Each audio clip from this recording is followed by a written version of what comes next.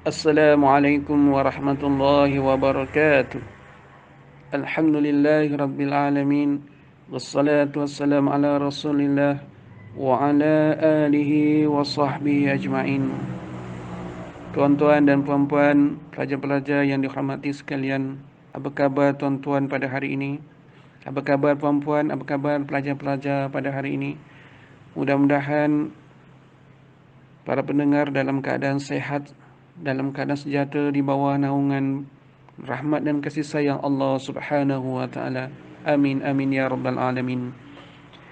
Tuan-tuan dan puan-puan yang dirahmati Allah sekalian, pada Ramadan 23 pada hari ini, izinkan saya membacakan sedikit curitan yang dinukil daripada sebuah buku yang ditulis, yang dikarang oleh penulis yang tersohor, iaitu Ustaz Farul Muhammad Joy.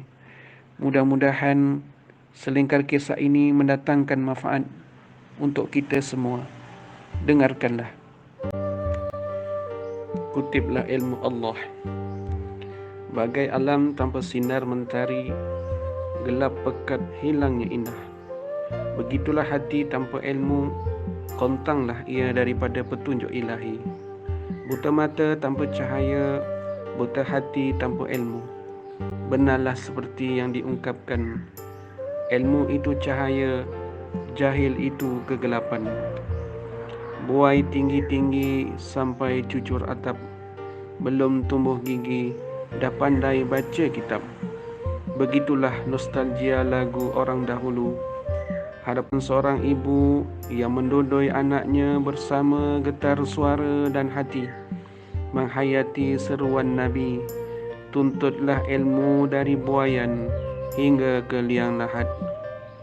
Amal tanpa ilmu binasa, kerana si jahil akan derhaka dalam taat, tertipu dalam ibadat. Sedangkan orang berilmu dapat beribadat dalam tidurnya. Kata hukama, mati jasad kerana tiada roh, mati roh kerana tiada ilmu, mati ilmu kerana tiada amal, mati amal kerana tiada ikhlas. Kelahiran anak yang putih bersih, hatinya bagai kain tanpa kotoran. Laungkan azan di telinga kanan, ajar, ingatkan dia, tiada Tuhan selain Allah, Muhammad itu pesuruh Allah. Mendidik ketika kecil bagai melukis di atas batu, mendidik setelah dewasa bagai melukis di atas air. Ilmu adalah pelita hati, memancar cahayanya ke dalam, menambah iman, memancar keluar, membuahkan amal. Ilmu itu penghias lidah.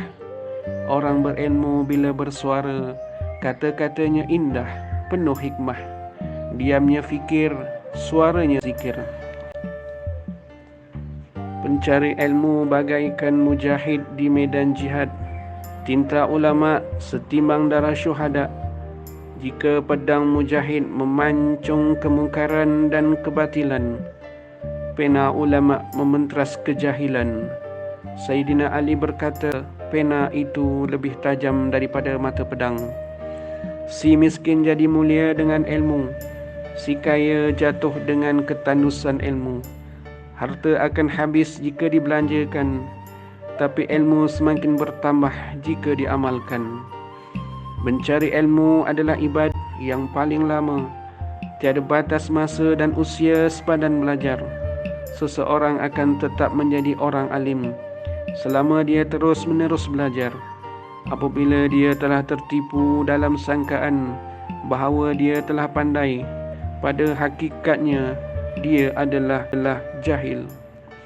Alam ini sebenarnya sebuah sekolah yang putaran bumi, pengantian malam dan siang, kerlip cahaya bintang, sinar cahaya bulan, peredaran musim dan berubahnya cuaca adalah tanda-tanda kewujudan Allah.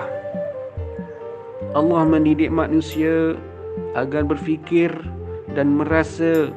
Ingatlah pemberi nikmat, jangan hanya terpesona dengan nikmat, Justru itu kita adalah murid yang tempoh persekolahannya sepanjang. Setitis ilmu Allah adalah lautan pada kedangkalan otak manusia.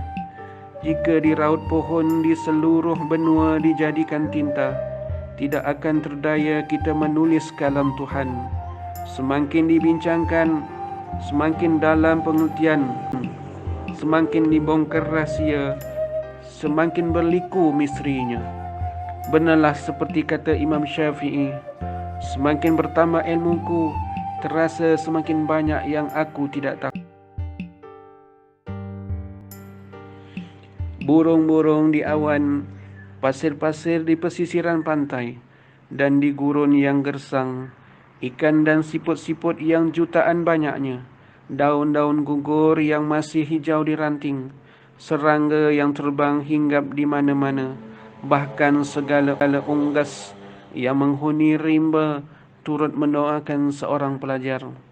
Kerana langkahnya, kerana roda basikal yang dikayuhnya menuju madrasah ilmu, artinya menuju keredaan Allah. Sesungguhnya awal-awal agama itu ialah mengenal Allah, dan Allah dikenal melalui ilmu. Benar sekali seperti yang dikatakan oleh Imam Ghazali, gunung ilmu adalah pendakian pertama seorang hamba menuju Tuhannya. Penutup hidup kita belum tahu sama ada dalam husnul khatimah, iaitu pengakhiran yang baik, atau su'ul khatimah, iaitu pengakhiran yang buruk. Ketika mayat dikambus tanah, dibaca talqin buat peringatan, ilmu terakhir disampaikan. Jika malaikat datang, jawablah segala pertanyaan. Siapa Tuhanmu? Jawablah Allah. Dan datang lagi pertanyaan demi pertanyaan. Bukan kekuatan akal dan kepetahan lidah jadi ukuran, tapi sejauh mana amal dan takwamu sebagai bekalan. Demikianlah kisah hidup manusia. Awalnya ilmu, penutupnya juga ilmu. Ingat, akallah yang membezakan manusia dengan haiwan dan tumbuhan. Dengan ilmu kita dijadikan khalifah, kelebihan untuk mentadbir dan menguasai segala-galanya.